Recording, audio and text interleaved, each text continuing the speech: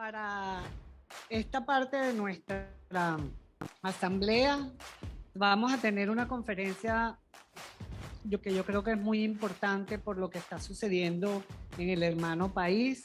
Quisimos traer a un experto del Instituto Aliado de CEDICE en Colombia, que es el Instituto de Ciencia Política Hernán Echevarría Olózaga, porque quién mejores que ellos para explicarnos lo que está pasando en Colombia, qué relación hay con lo de Cuba y cómo pues estamos afectados los venezolanos por todo lo que pase allá, al igual que ellos están afectados por todo lo que pase aquí.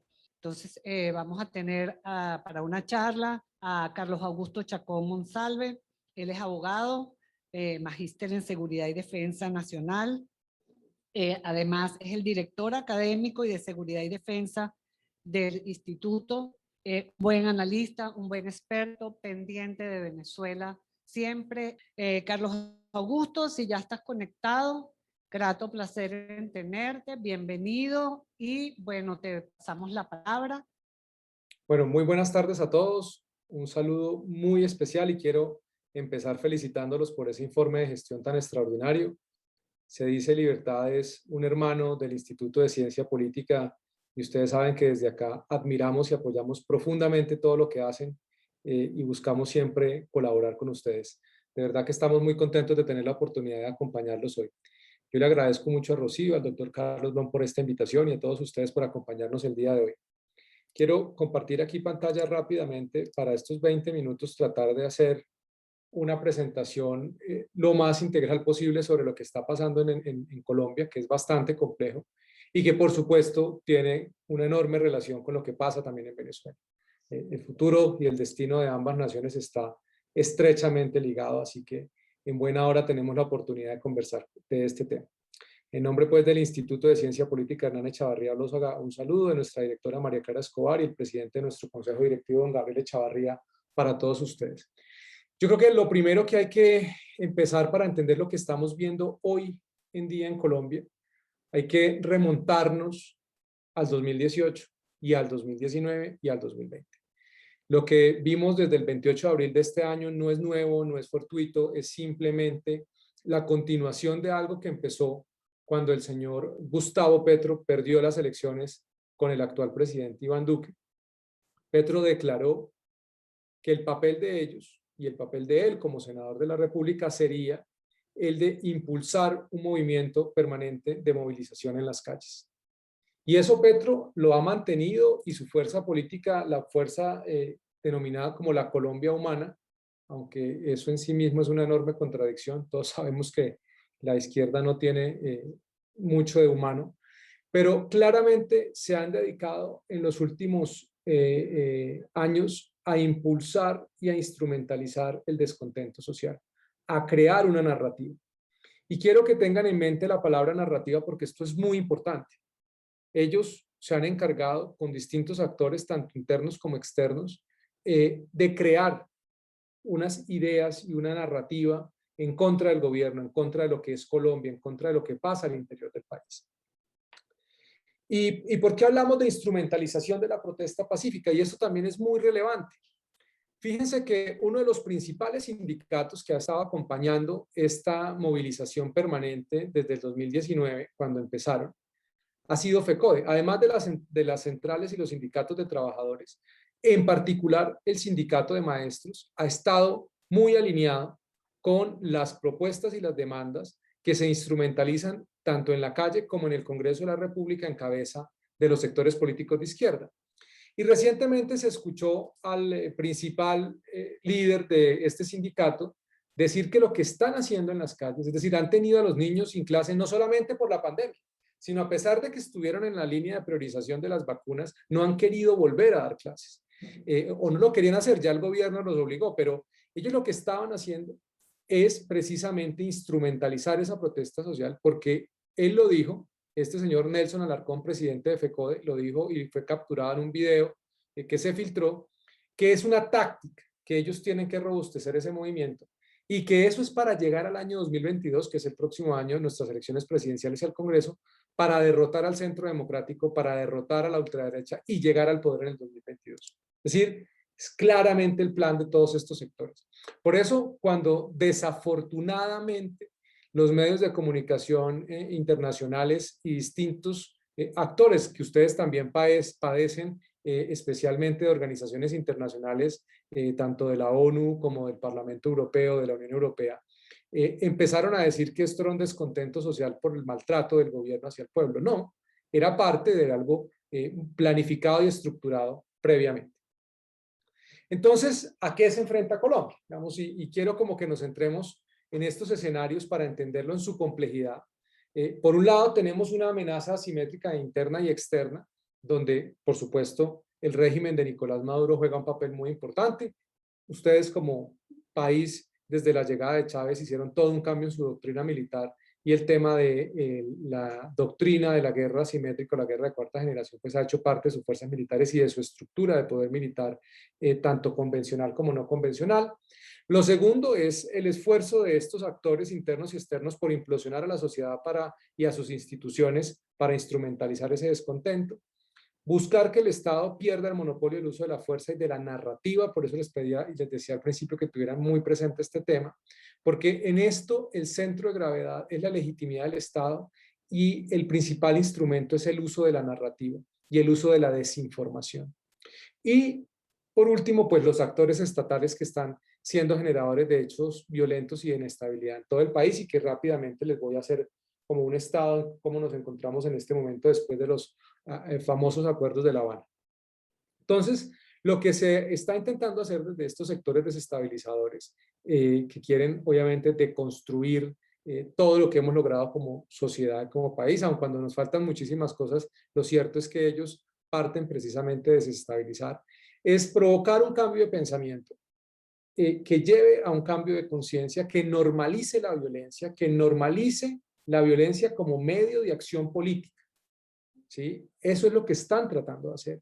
Y esto se puede ver, digamos, perfectamente al entender el discurso de personajes como Gustavo Petro, como Gustavo Bolívar, los principales influencers de izquierda, los principales analistas de los medios de comunicación que legitiman el saqueo, que legitiman la quema de los servicios de transporte masivo, que legitimaron los bloqueos, que incluso llegaron a legitimar que un niño que estaba, una madre que estaba en proceso de parto perdiera a su hijo en una ambulancia que no se le permitió transitar a causa de los famosos, digamos, personas que se han autodenominado la primera línea, que eran los responsables de detener la movilidad en las grandes ciudades.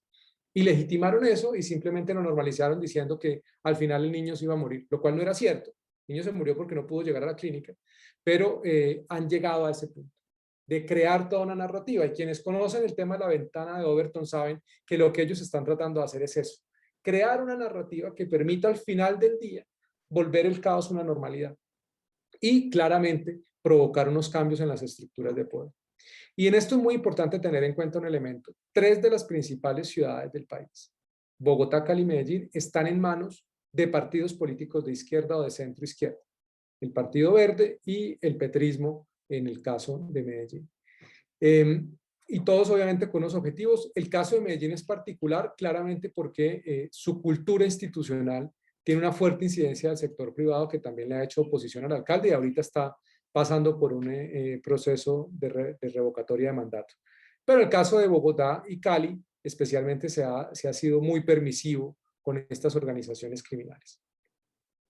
Entonces, yo quisiera simplemente a efectos académicos y análisis como tratar de ubicarnos en qué estamos. Estamos en un conflicto de cuarta generación, en una amenaza de tipo asimétrico, donde y esto lo estamos viendo y eso ya se ha visto en el mundo, no es tampoco nuevo, esto lo puso en marcha Rusia en Crimea, ustedes lo han vivido, América Latina no es la primera vez que lo vive, y es claramente el plan de un populismo liberal que busca desestabilizar las estructuras políticas y sociales para llevar a cabo un proceso que tiene 3 fases identificables que tienen que ver con la disrupción política y la potencial caída del gobierno.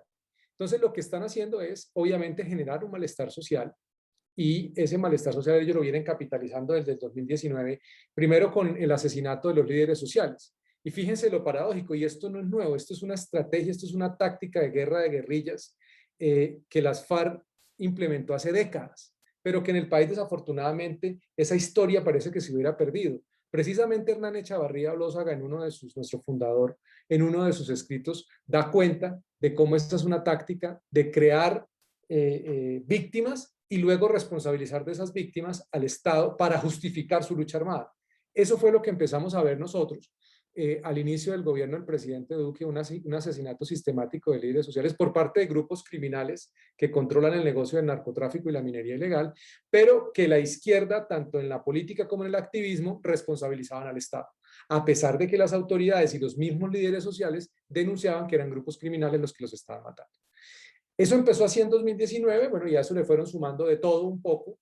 Cada noticia nueva de algo que pasaba en el país responsabilizaban al gobierno, hasta el cambio climático. En el 2019 ustedes veían todo tipo de manifestaciones en la calle, educación gratuita, que todos sabemos que eso no es gratuito, es con recursos públicos, pero así lo demandan esos sectores, etcétera. Y ya en el 2021, después de la pandemia, pues obviamente la depresión económica a causa de las medidas que se tomaron por la pandemia, pero sobre todo una propuesta de reforma tributaria que fue mal presentada a la opinión pública y que le dio a la izquierda un caballito de batalla para justificar nuevamente la movilización social. Entonces, ahí viene el segundo paso, se explota esa permeabilidad social y obviamente empiezan a jugar un papel muy importante la financiación extranjera de otros actores políticos y la potenciación de un escenario de confrontación violenta entre el gobierno y la población para posicionar una narrativa que busca minar la legitimidad del Estado. Y eso ustedes lo están viendo y lo pueden ver con lo que está haciendo la CIDH respecto a Colombia. Lo que está claro es que estos grupos iniciaron la violencia en las ciudades, se encapucharon, iniciaron la violencia contra la propiedad privada, la propiedad pública y la población civil. El gobierno saca al ESMAD para contenerlos, el grupo policial encargado de contener los disturbios, e inmediatamente vinieron las denuncias respecto a violaciones de derechos humanos y nuevamente una narrativa que busca culpar y responsabilizar al gobierno de hechos que no son ciertos. En un principio hablaron de 600 desaparecidos. Cuando se hizo el barrido entre los entes de control y las denuncias en la fiscalía eran 3. Luego ya no dijeron que eran 600, sino 300 y cada vez juegan con números grandes de supuestas víctimas del Estado. Por supuesto que han habido abusos de autoridad y excesos de fuerza, por supuesto, y eso es condenable. Ni más faltaba que uno justifique las violaciones de derechos humanos.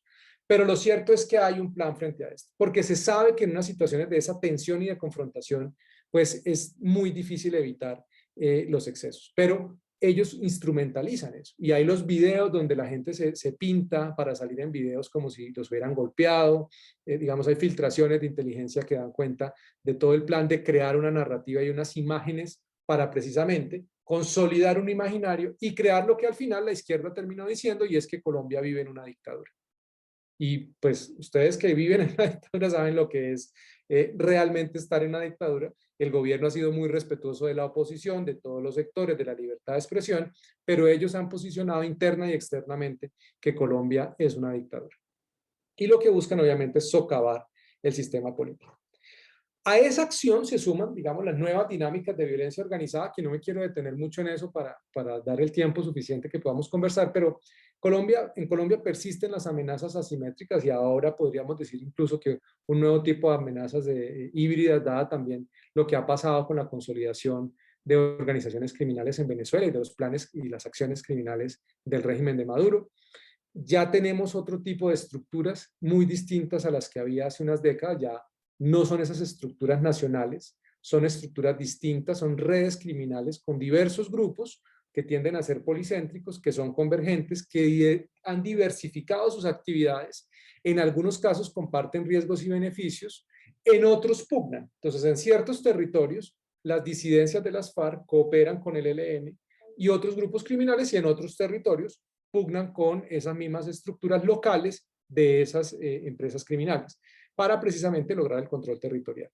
Están mucho más descentralizadas y están fragmentadas, como es el caso del ELN. Se pasó a una guerra de orden nacional, a múltiples conflictos en lo local, entonces se ha agudizado el problema en el Catatumbo, en el Putumayo, en el sur del país y en la frontera con Venezuela. Hay una mayor influencia del ELN y de las disidencias y otros grupos en ambos lados de la frontera.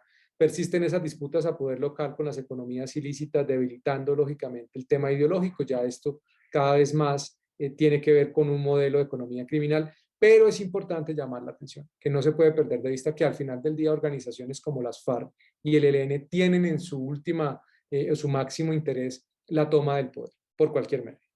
Y la combinación, por supuesto, de todas las formas de lucha. Han crecido los niveles de desconfianza frente a la fuerza pública. 8 años de un proceso de negociación que, entre tanto se llevó el proceso de negociación, el país perdió capacidades en materia de inteligencia y contrainteligencia. De hecho, esas debilidades en contrainteligencia, recientemente en un informe da cuenta de cómo generales de la República estaban vendiendo información y protección a grupos criminales en Colombia y pasando la información al régimen de Nicolás Maduro, que pudo a través de eso atacar o, digamos, poner en riesgo operaciones de inteligencia que se estaban llevando a cabo en ambos lados de la frontera.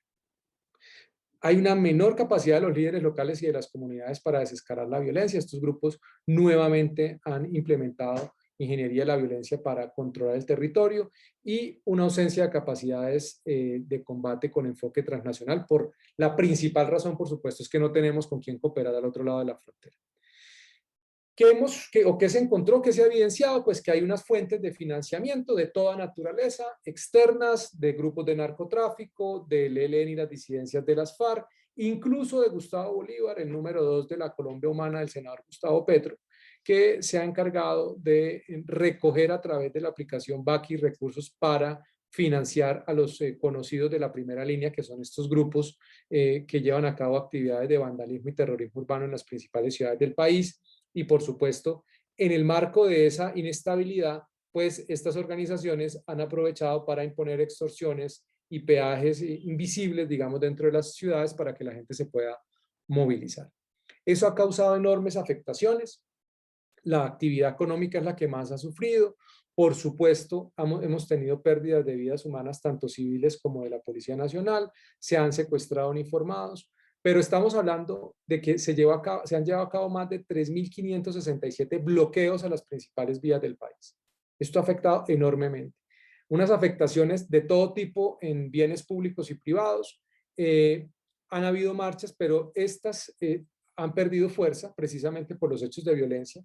La más reciente convocada el 20 de julio que se esperaba y se había advertido y efectivamente, digamos, las autoridades desmantelaron varias organizaciones criminales que iban a llevar a cabo operaciones a gran escala en las principales ciudades, pero desde luego han habido enormes afectaciones a la vida diaria de los ciudadanos. Eso por un lado, hay quienes dicen Gustavo Petro lo va a capitalizar muy bien, pero hay otros que se están dando cuenta que lo que ha hecho es demostrarle a la ciudadanía lo que implica la apuesta de un plan político de ese sector, que es básicamente el uso y la instrumentalización de la violencia. Desde el punto de vista económico, por supuesto, esto ha sido muy duro para el país. Ha generado enormes afectaciones, más de 11 billones de pesos en pérdidas, cerca de 16.376 toneladas de alimentos perdidas. 83% de las empresas del país reportan pérdidas, más de 480.000 millones en pérdidas diarias, 1.532 familias de cadenas productivas que estuvieron al borde de la quiebra, tuvieron que sacrificar los animales y perderse la producción precisamente a causa de los bloqueos y los problemas de movilidad en las principales ciudades, especialmente para los más pobres. ¿Por qué? Porque quemaron todos los sistemas de transporte masivo y las principales estaciones. Y por supuesto las afectaciones, uno de los principales productos del país en materia energética, pues el carbón se dejó de producir 150.000 toneladas, no se pudieron exportar 200.000, se dejaron de producir 563.000 barriles de petróleo y se redujo el consumo de gasolina e incluso Cali estuvo tan sitiada que no había alimentos ni había gasolina por el bloqueo, a causa del bloqueo. Entonces esto, pues, y con un alcalde que además, y es importante señalarlo, con un alcalde que ha sido permisivo de estas actividades, que le ha dado la bienvenida a la minga.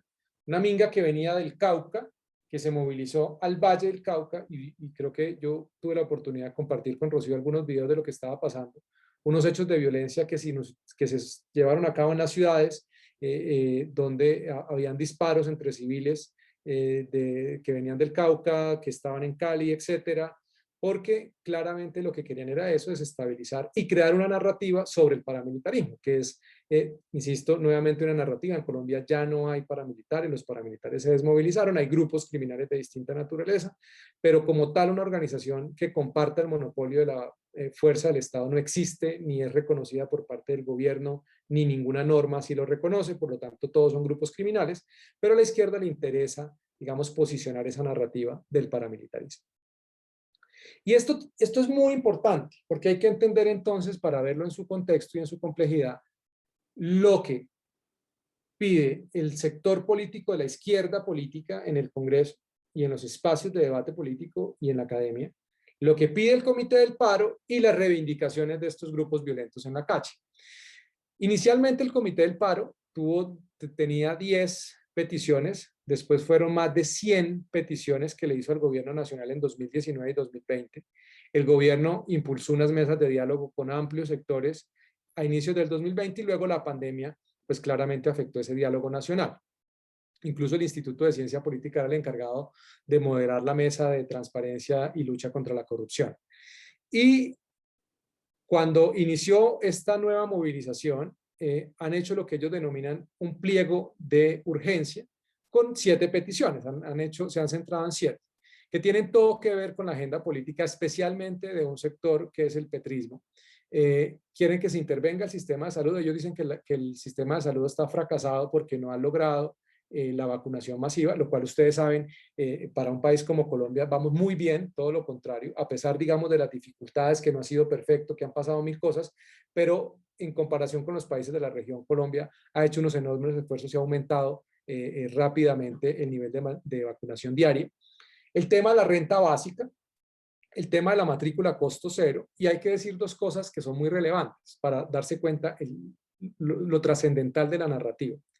Como yo les contaba, esas movilizaciones del 28 de abril empezaron supuestamente por la reforma tributaria, pero lo paradójico es que esa reforma tributaria, ese proyecto de reforma tributaria del gobierno de Duque, bastante podríamos decir iliberal, porque no era liberal, bastante iliberal, incluía un ingreso solidario, que es una renta básica, para más de 4 millones de familias de forma permanente. Incluso el gobierno ya había empezado a promocionarlo en canales de televisión diciendo un subsidio que llegó para quedarse.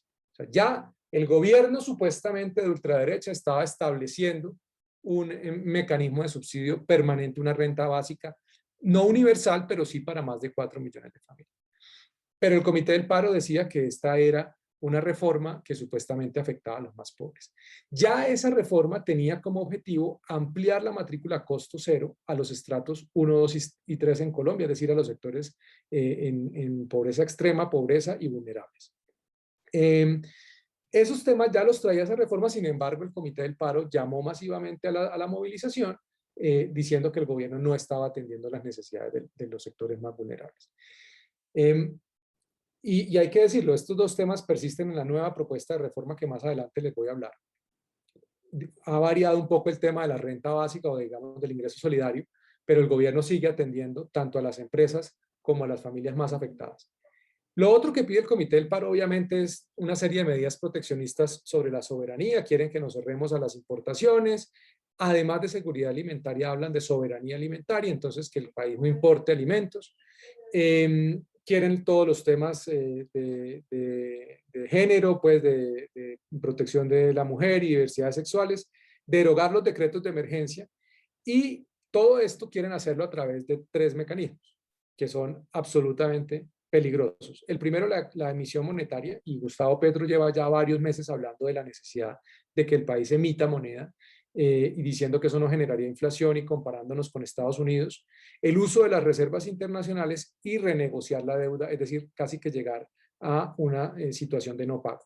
Todo esto obviamente son propuestas del corazón, del alma y el espíritu de la izquierda colombiana y pues de la izquierda socialista en todo el mundo. Entonces rápidamente ahí se presentó esta reforma en abril, el gobierno la retiró, renunció el ministro de Hacienda y aún así siguieron las movilizaciones y la violencia en las principales ciudades. Luego, en julio de este año, hace 2 semanas, el gobierno volvió a presentar otra reforma tributaria. La primera tenía una meta de recaudo de 25 billones de pesos, la segunda tiene una de 15 billones. La primera se enfocaba en ampliar la base gravable, porque Colombia es uno de los países cuya base gravable es mayoritariamente empresas, y lo que quería era ampliarla a las personas naturales, lo cual en gran medida obedece pues lo que a la práctica internacional. Esta segunda no va a tocar a las personas naturales y va a seguir siendo sobre las empresas, lo cual es terrible, no deja de ser, digamos, bastante complicado en un momento en que se necesita reactivar la economía. Y una serie de medidas en esa línea, lo que busca entonces es, y de hecho el proyecto se llama Ley de Inversión Social, lo que ellos dicen es, vamos a recuperar los recursos para poder garantizar la protección social a los sectores más afectados. Este ingreso solidario ya no iría entonces de forma permanente, sino hasta julio del 2022. Se ampliaría el subsidio a la nómina hasta finales de este año, se aumentan los recursos para la matrícula a costo cero y se crean incentivos para la generación de empleo.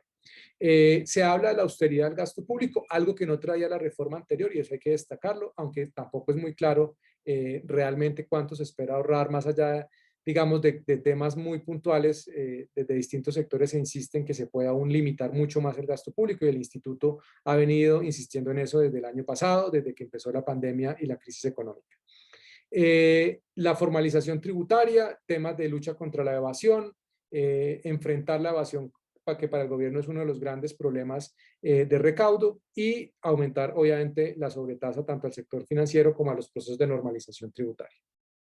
Entonces, eso es un poco como para tener el panorama casi que completo. Hemos hablado de los temas de seguridad, de las afectaciones de toda la protesta social, de los temas sociopolíticos, del tema económico. Esta reforma entró la semana pasada al Congreso, es una reforma que muchos consideran express, que el mismo ministro reconoce que está siendo pragmático, el nuevo ministro, que él está haciendo lo más pragmático posible con el fin de que esa reforma pase en el Congreso lo más pronto posible. No tiene cambios estructurales que necesita el sistema financiero colombiano. La misión que se encargó de revisar el tema de exenciones hizo varias recomendaciones que el gobierno no está tomando en cuenta y que de distintos sectores también se ha llamado la atención, pero el gobierno es consciente que no tiene la fuerza política para sacar una reforma más ambiciosa en el Congreso, por lo tanto, esa es la reforma. Ahora bien, vamos entonces ya para ir terminando, Rocío, y no, por favor te pido me interrumpas si me extiendo los 20 minutos, pero ya estamos por terminar. El panorama político, las encuestas mantienen a Gustavo Petro, aunque ha perdido, digamos, algún porcentaje, si se quiere, según algunas encuestas, luego de los sucesos del 28 de abril y que hasta hace muy poco pues continúan en las calles. Pero básicamente, si ustedes se dan cuenta, en su mayoría la centroizquierda pues es la que está punteando: Gustavo Petro, Sergio Fajardo, Juan Manuel Galán, y luego algunos exalcaldes, los 3 exalcaldes de las principales ciudades: Peñalosa de Bogotá, Federico Gutiérrez de Medellín y Alejandro Char de Barranquilla, que los 3 han anunciado que van a ser una fuerza política. Por ahora cada uno está en precampaña. Hay otros nuevos actores: Alejandro Gaviria, que fue ministro de Salud de Santos, que parece va a ser el candidato del Partido Liberal, que ustedes saben que realmente no es el Partido Liberal, es un partido socialdemócrata inscrito a la Internacional Socialista. Y otros candidatos, aquí claro, no está medido ningún precandidato del Centro Democrático, porque hasta ahora, digamos, están empezando a salir la senadora María Fernanda Cabal, el exministro Rafael Nieto Loaiza, Oscar Iván Zuluaga, que ya está anunciando su precandidatura, y otros congresistas de ese partido que han anunciado quieren ser precandidatos. Las encuestas aún no los están midiendo, habrá que esperar qué pasa en el proceso de consultas. Yo creo que podría redondear ahí con el contexto político cómo estamos: gran incertidumbre, digamos casi que el personaje o el proyecto político populista a derrotar pues en este momento es el de Gustavo Petro. De la derecha no hay ninguna claridad, y habría que decirlo, pues no identificamos por ahora un candidato realmente liberal que pueda hacer contrapeso al estatismo que está en todos nuestros partidos políticos. No sé, Rocío, si podemos ir hasta ahí y tú me dirás.